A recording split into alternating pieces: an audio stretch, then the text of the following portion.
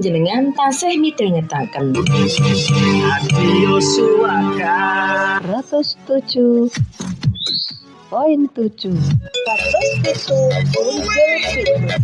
Suaka FM. Radio Suaka luhuring budaya angraketake paseduluran salawase. Suaka pancen jos.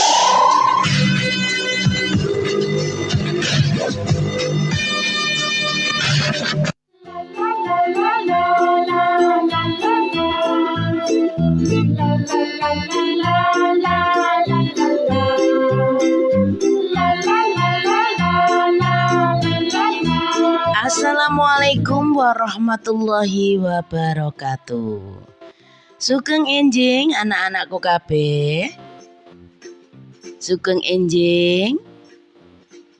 Sehat? Alhamdulillah. Sampun tangi? Le bubuk, ana sing isih kulat-kulit, ana sing wis ucek-ucek. Anten sing pun naik sepeda utawa numpak pit mubeng sawah. Mugi-mugi anak-anakku kabeh muga-muga sehat walafiat. Mboten enten sing sakit. Kabeh mirengke. Ceria bareng Suaka 107,7 FM Suaka Suara Kebudayaan. Saged atensi wonten ing 0838 5666 9966 083 8 5666 9966. Ditunggu nggih. Nggih, bunane esuk niki arep maringi cerita kanggo bocah-bocah kabeh dimirengke. Apa ceritane bunane dina iki? Ning sadurunge bunane arep maringi hadiah kanggo anak-anakku kabeh. Monggo Mas Sam.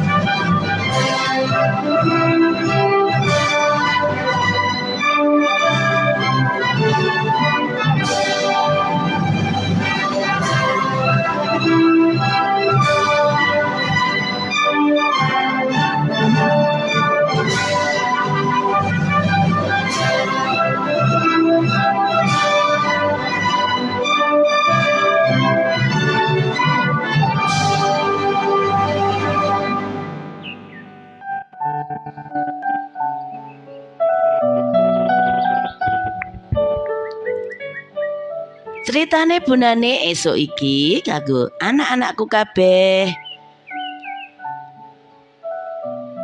Kanthi ira-iran ceritane Joko.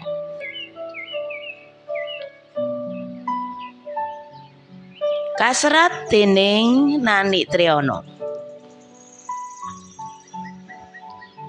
Sore iku Joko padha dirubung kanca kancane lan uga tangga teparone.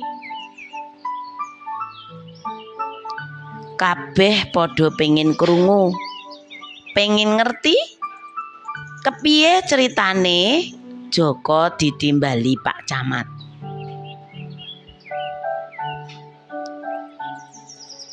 Kepiye to Le ceritane kok mau isuk ditimbali Pak Camat terus diparingi pit barang?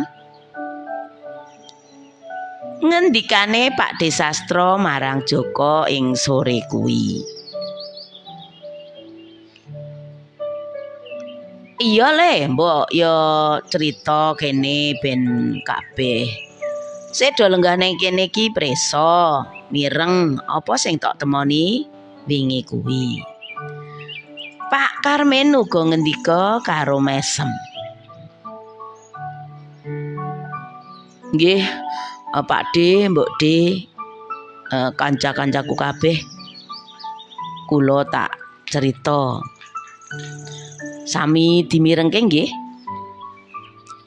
Ujare Joko karo lungguh ana ing amben ngarep omahe.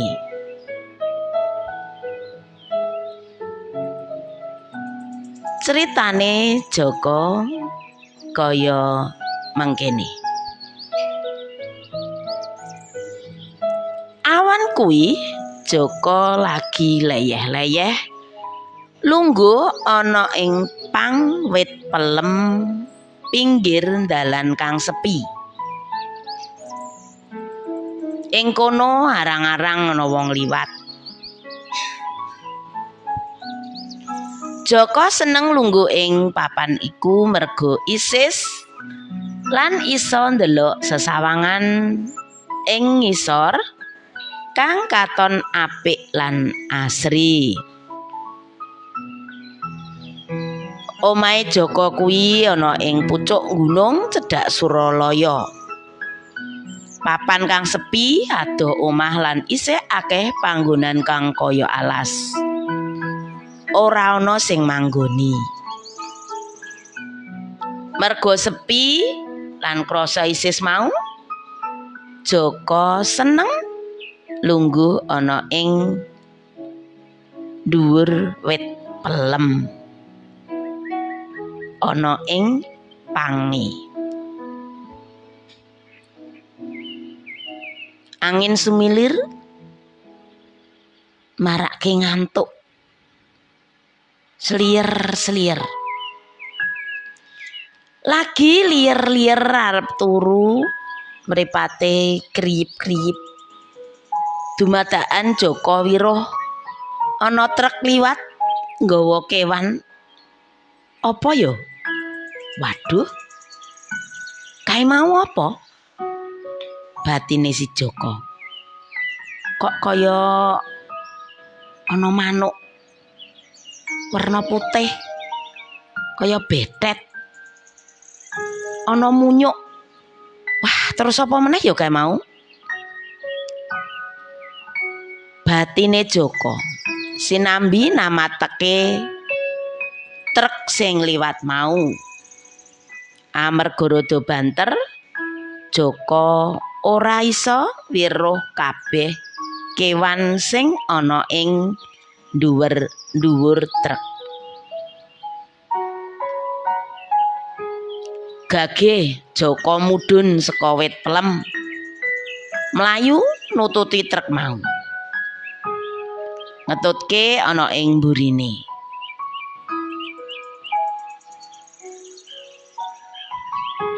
Gegandengan dalane pating grunjal. Truk mau ora iso banter. Mung mlaku alon-alon. Ndadekake Joko iso meruhi nang ndi parane truk mau mlaku.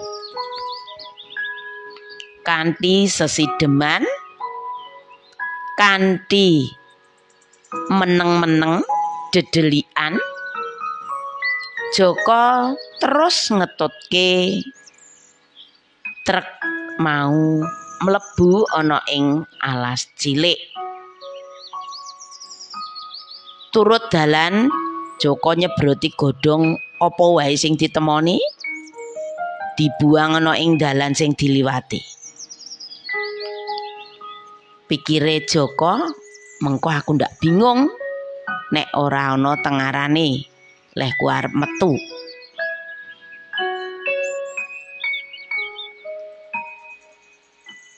Saya suwe, saya adoh mlebu ana ing alas cilik kono mau.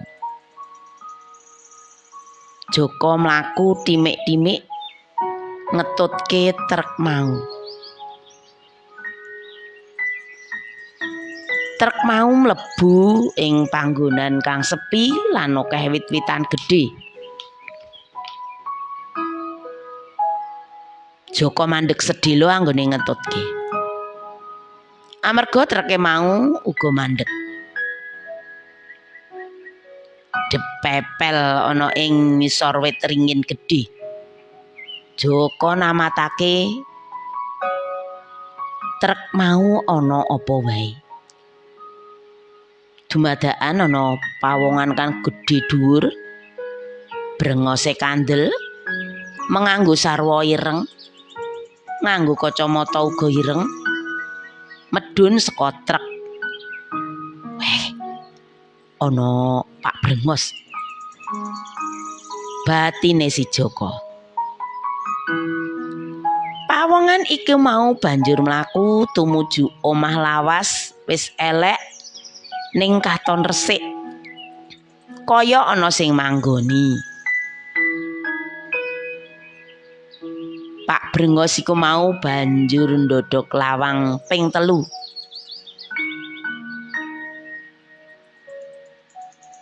Ora let suwe ana wong setengah tuwa mbukake lawang kang wis angel dibuka. Muni swara krek.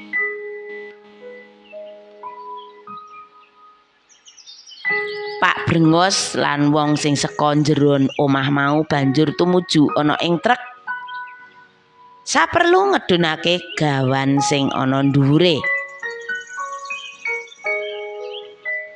Joko terus wae menteleng ngematke apa sing didunke saka truk mau.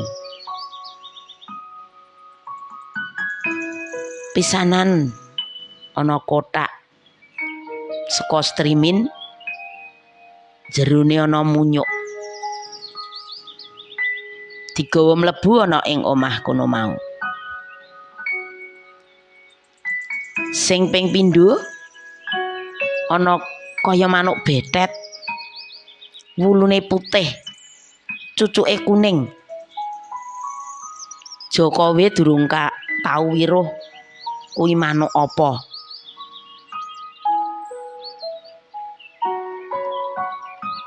Sing kaping 3 ana macan tutul sing isih cilik. Lan uga isih akeh meneh kewan sing didunke saka truk kono mau. Joko wiruh kabeh mau kaget. Arep bengok ora wani, mengko mundak krungu wong sakloron mau.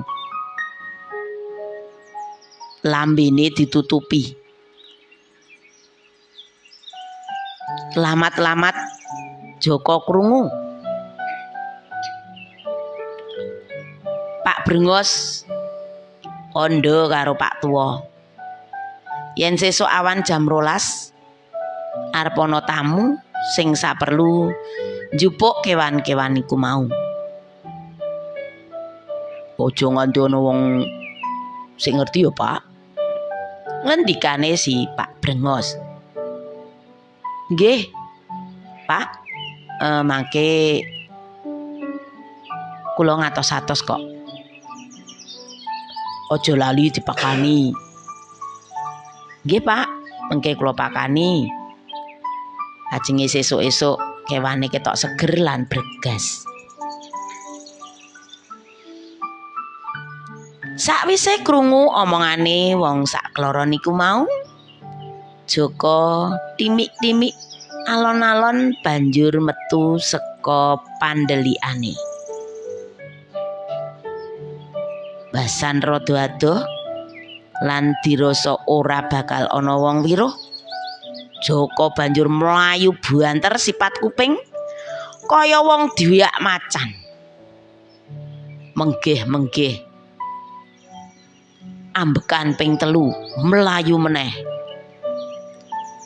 Gita-gita selak kepengin tekan dalan gedhe utawa ing ngisor wit pelem sing dienggo ngisis mau.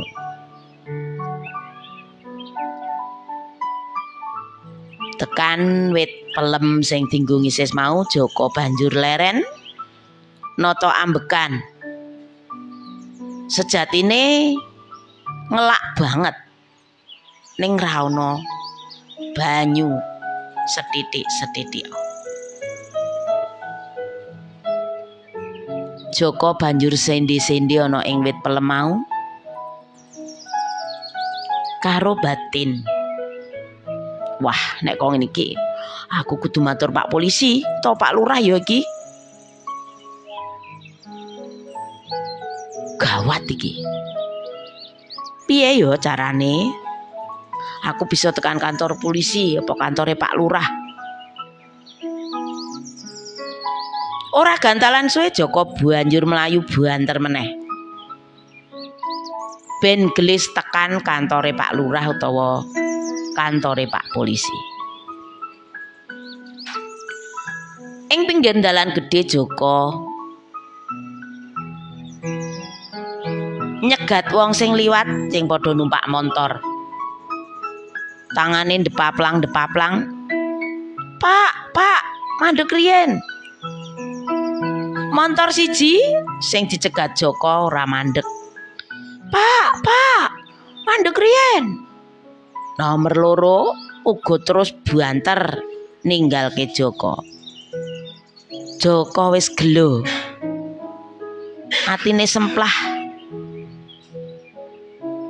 Dheweke nyekeli dengkule karo ambekan ngos-ngosan. Piye iki? Ora iso tekan kantor polisi. Aku wis kesel tenan. Tangane banjur ngawe-awe meneh ana montor sing ping 3 liwat alon-alon.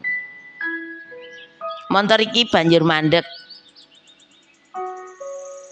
Takon marang Joko.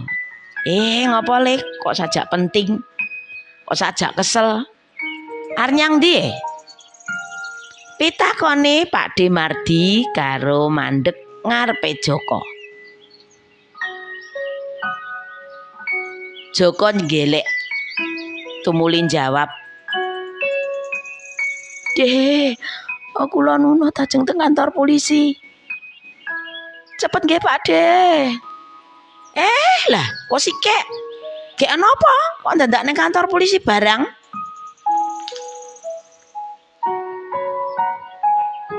Pak De Mardi gita-gita nyuwun preso, mundhut preso karo si Joko. Ora sah ndak jawab utawa matur A, B, apa C. Joko banjur nyengklak boncengane Pak De Mardi. Pak De mangke nggih, lah kula cerita. Jenengan mengke mireng nek kula matur Pak Polisi. Niki pokoke kula pun menggeh-menggeh. Selak penting niki Pak De. Pak De Mardi tanggap. Banjur ngegas montore mau banter tumuju ing kantor polisi. Ing kantor polisi mau Joko mudhun saka montor banjur mlayu mlebu ing kantore Pak Polisi. Isih menggeh-menggeh Joko matur, "Pak Polisi aja matur. Pak, gawat niki Pak. Gawat." Apa Le? Kok sajak penting banget. Ngendikane Bapak Polisi karo jumeneng lan ngelus-elus gegere Joko Banjur dijak lungguh ana ing kursi sing ana njendron kantor polisi mau. Sik. Kene lingguh kene yo ngger anakku lanang. Jenengmu sapa, Le? Joko, Pak. Oh, iya. Kene lingguh kene sik. Ditata ambekane. Pak, kula nyuwun wedange, Pak. Niki garing tenan gulu kula, Pak. Pak polisi karo guyu mesem banjur tindak mendet wedang putih sak gelas terus diulungake Joko. Nya wis kek tombe. Sing sareh ya Le. Ngendikane bapak polisi ngelus-elus bathuke Joko. Pak polisi mantuk-mantuk. Joko wis lega, mari ngelaki. Pak Demardi sing ngetutke ana mburi mung menga-mengo. Ora ngerti apa-apa. Mresani polahe Joko sik mbingungi. Dheweke uga ora wani takon. Mung lungguh ana ing jejere Joko. Bareng wis tumata atine, tumata ambekane, Pak polisi banjur ngendika, mundhut preso karo si Joko. Piye Le, kowe arep omong apa? Jare mau gawat. Wis mari Le ngelak to? Wis mari Le ngos-ngosan. Ngendikane bapak polisi karo lungguh ana ing jejere Joko. Joko banjur njawab, ngeten nggih Pak. Kula wau niku nembe ngisis ten pinggir alas kilen rika. Teng dhuwur wit pelem. Lah kok dumadakan semerep truk liwat. Sing sak jekir iku niku mboten nate lho Pak, dingge liwat truk napa motor utawi kendaraan sanese. Truk wau niku mbeto kewan Pak. Kathah kewane werni-werni. Lah kewane ana apa wae kok werna-werna kuwi. Sing kula eling namung wados manuk bedat nika ning rupane putih. Macan tutul alit. Gek enten munyuk barang. Sanese kula mboten kelingan. Oh, ngono. Kewan wau anu Pak, dibeto mlebet teng alas. Kula tutke Pak. Lah kok ten rika niku dilebetke omah. Elek nika lho Pak. Sik ten tengah alas. Ketokipun mboten nate di nggih tilem. Ning kok griyane niku katone resik nika lho Pak. Disaponi.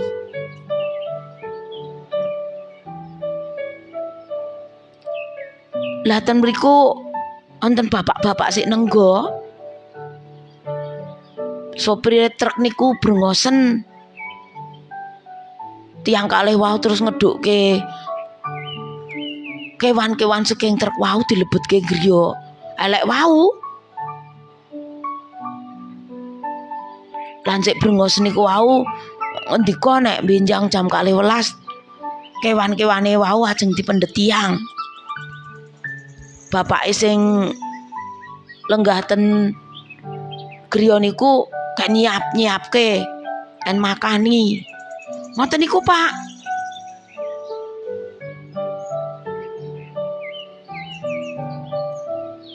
Joko cerita karo tangane isih sewel.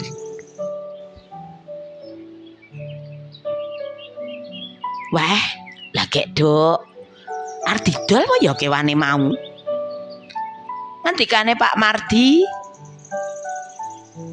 karo nepuki sikile Dewi. Pak, gek mengke kewane niku sing dilindungi negara, Pak.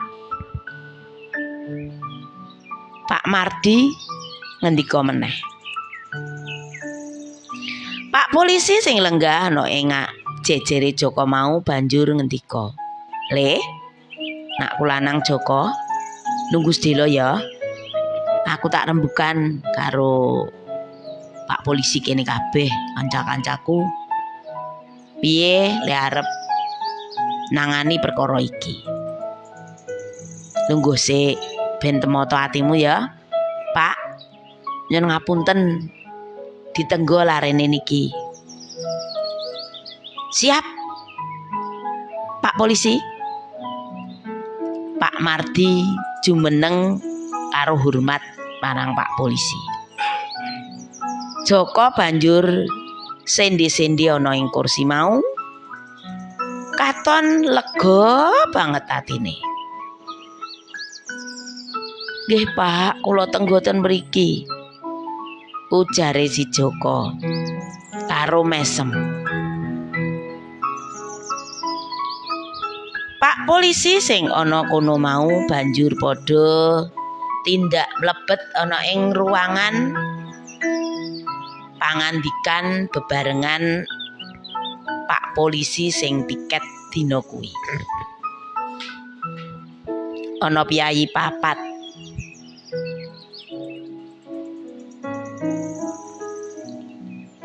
Pak polisi sing mau takon karo Budi banjur metu saka ruangan. Kanyata asmane Pak Umar. Ngono sik ketulis ana ing dada sisih tengen. "Le, Joko, iso ra kowe ngeterke aku lan Pak Budi niliki panggonan mau sing tok weruhi?" "Saged, Pak." "Siap kula, Pak." "Lah kersane Pak polisi, Pak Umar sakniki napa benjang?" "Yo sore iki wae, Le. Mengko nek wis bar salat asar terus mangkat ya. Aku, Pak Budi lan kowe engko tak boncengke." "Oh nggih, Pak, siap." Pak Umar banjur ngendika karo Pak Demardi, yen Joko kon ninggal wae ana ing kantor polisi, mengko bakal diterke tekan omahe. Sakwise salat asar, Pak Umar lan Pak Budi diderekke Joko niliki panggonan sing kanggo nyimpen kewan-kewan mau. Sepeda motor diparkir adoh saka omah mau, sing kira-kira ora diweruhi karo sik lenggah kono. Piyayi telu, Pak polisi lan si Joko mau banjur mlaku alon-alon timik-timik tumuju omah tua tengah alas. Bareng Pak Budi lan Pak Umar wis preso kahanane piye sesuk le arep ngatur kanca kancane tumuli ngejak bali Joko. Sakwise iku Joko banjur diterke mulih ana ing omahe. Simboke Joko ning omah nunggu. Putrane kok ora bali-bali anggone dolan. Bareng preso Joko diterke Pak polisi, mbokne bingung. "Enten apa niki, Pak? Anak kula kok nakal napa pripun? Kok jenengan dugeke ten griya iki, ya Allah?" "Ora, Mbok. Iki ana bab sing wigati, putrane takjak. Tak kon duduhke dalan ben aku ora bingung. Nyuwun ngapunten ya Mbok ya, nek jenengan rada bingung ngarep-arep putrane. Saestu nyuwun ngapunten. Niki putrane kula wangsulke. Matur nuwun saestu, Mbok. Joko, dieling-eling ya. Aja omong sapa-sapa dhisik.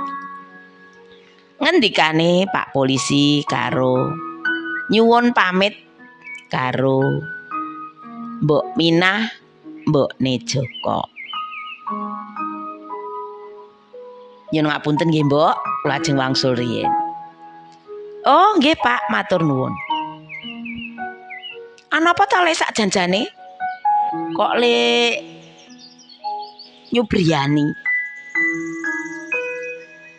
Mboten napa-napa, Mbok. Pokoke benjang mawon kula caosi preso. Nek perkarane niki pun rampung. Ngoten ngendikane Pak Polisi wau. Oh, ya wis. Sak karepmu nek didhawuhi Pak Polisi ngono ya wis manut wae le. Esuk utuk-utuk subuh Pak Polisi sak rombongan wis siaga arep tindak alas cilik pinggir desa.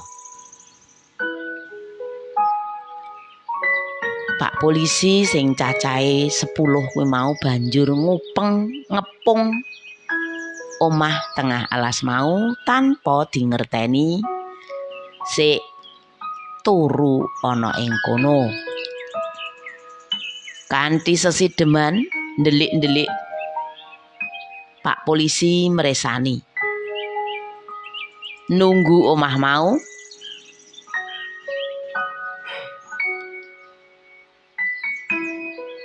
omah sing wis dikepung polisi mau katon anteng, tentrem kaya ora ana apa-apa. Sing duwe omah wi ora ngerteni yen dikepung Pak Polisi. Jam 12 tet katon truk teko alon-alon sekondalan sing teng grunjal mau tumuju omah lawas mau. Katon Pak Brengos medun saka truk. Ing mburine ana pawongan siji meneh, pawakane cendhek lan rikmane ora ana, katon gundul. Piyayi sakloron mau banjur mlebu. Ndodhok lawang ping 3 lan ora let suwe Pak Tuwa banjur mbukake lawang. Lawang elek sing muni mak krek kuwi mau buka. Pak Brengos lan Pak Tuwa banjur ngusungi kotakan-kotakan strimin isi manuk, ana uga munyuk lan macan cilik lan sak piturute isih akeh meneh. Sakwise katon akeh kewan sing diunggahke, Pak Polisi sing cacah 10 mau banjur mak reguduk sigap ngepung omah mau lan uga truk sing wis siap arep mlaku. Pawongan 3 mau ora iso swala. Dheweke diringkus karo Pak Polisi. Kanyatan wong 3 iku mau komplotan wong sing pegaweane dol tinuku kewan-kewan sing dilindungi negara. Ora oleh didol. Kudu dipepetri, kudu diurip-urip supayane ora puntes. Wong 3 mau banjur digawa ana ing kantor polisi. Lan kanyatan uga jebulane komplotan iki wis suwe dadi incerane bapak polisi.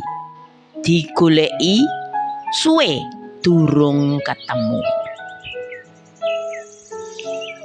Merga laporane Joko, Pak polisi iso ngringkus komplotan iku mau kanthi gampang.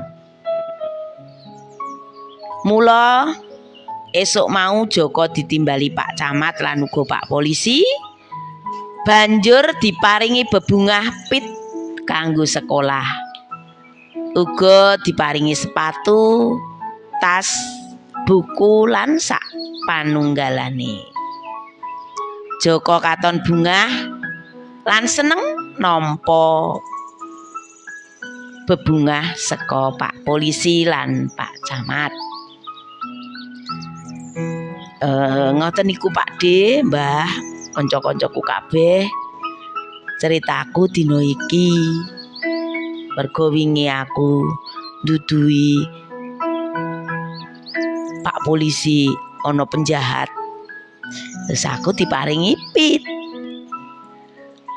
Ujare Joko karo guyu. Wong-wong sing padha krungu, piyayi sing lenggah ning kono, bocah-bocah padha melu seneng kabeh. Mbok bilih wonten ing cariyos menika wonten asma utawi papan ingkang sami. Menika mboten kasengaja awit cariyos menika namung fiktif kewala. Mekaten cariyos ingkang saged kula aturaken. Halo adik-adik.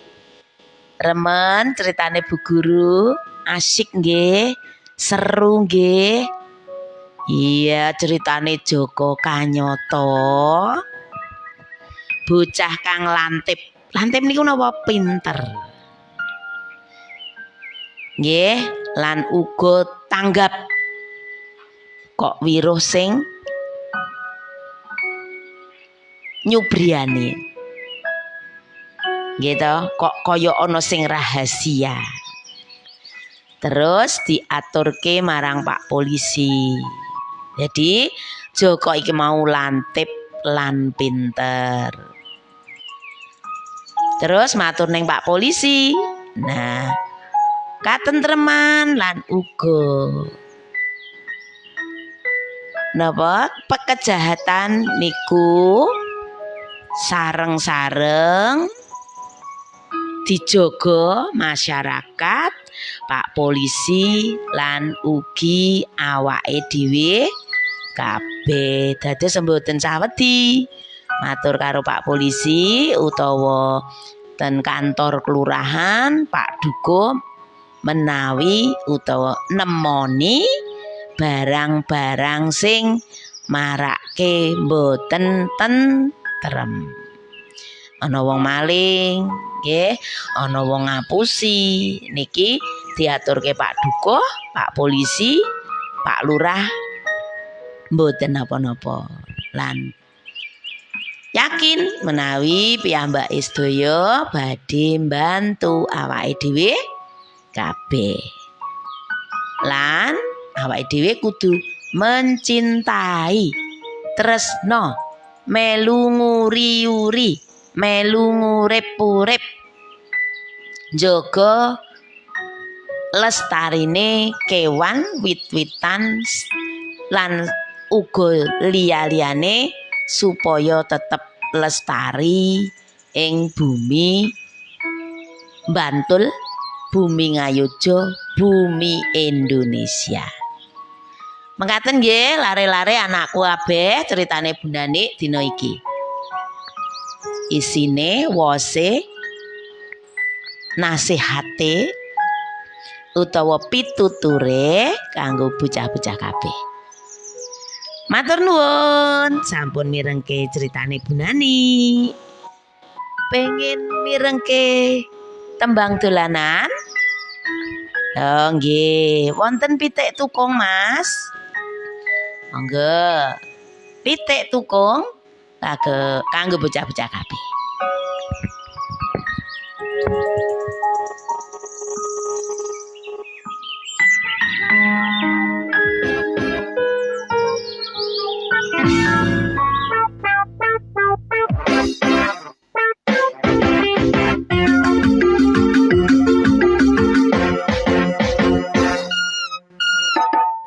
Aku duwe pitik tukung saben dina tak akan jagung tetap kokok tetap enak itu tak tetes di netes kabeh trondel tanpa ulu Mikal gawe ngui aku duwe pitik tukung saben dina tak akan jagung tetap kokok tetap enak itu tak tetes di netes kabeh trondel tanpa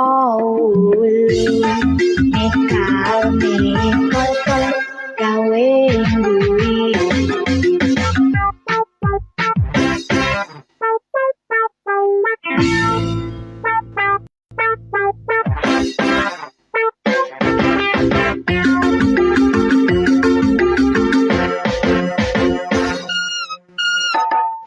aku duwe pitik tukung saben dina tak akan jagung tetap kokok tetap enak itu tak tetes di netes kabeh trondel tanpa ulu mikal gawe ngui aku duwe pitik tukung saben dina tak akan jagung tetap kokok tetap enak itu tak tetes di netes kabeh trondel tanpa ulu mikal gawe ngui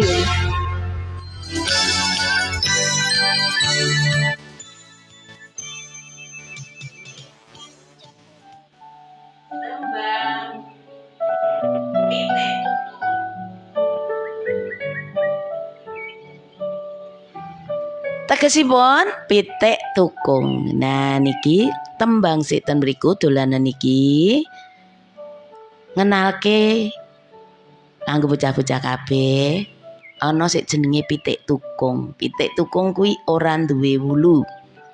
Mbok menawa bocah-bocah durung tahu semerep nggih, dereng nate semerep, pitik tukung kuwi ora duwe wulu. Pisan ngenalke pitik tukung. Sing nomor 2 ngenalke uga yen pitik kuwi ngendhog. Nggih, kewan kuwi ana sing ngendhog lan ana sing mana. Nek wis ngendhog terus dingremi.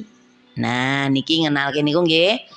Ngenalke pitik tukung, ngenalke nek pitik mau ngendhog, ngenalke nek pitik mau kudu angrem ben duwe anak. Lan uga ngenalke ngitung. Nggih ta, ngendhog 7 tak ngremake netes 3. Ngitung 7 3 sing ra netes pira? Nek sing netes ana 3. Sing ping 4 iki tembang marake atine seneng. Nggih ta, megal-megel gawe guyu. Ing keri dhewe ben bocah-bocah guyu. Sinten sik dereng guyu? Ayo guyu kabeh nggih. Tembangi dolanan Bundani sampun rampung. Bundani nyuwun pangapunten, nyuwun pamit. Sesuk malih kepanggih. Wonten criyos sing beda meneh. Nunggu Bundani nggih seminggu malih. Kathah lepat nyuwun pangapunten.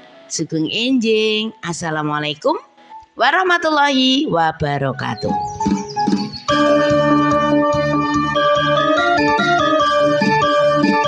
Panjenengan tasih midhangetaken Radio Suaka 107.7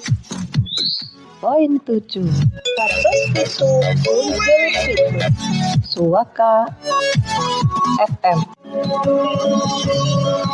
Radio Suaka luhuring budaya angraketake paseduluran salawase. Suaka pancen jos.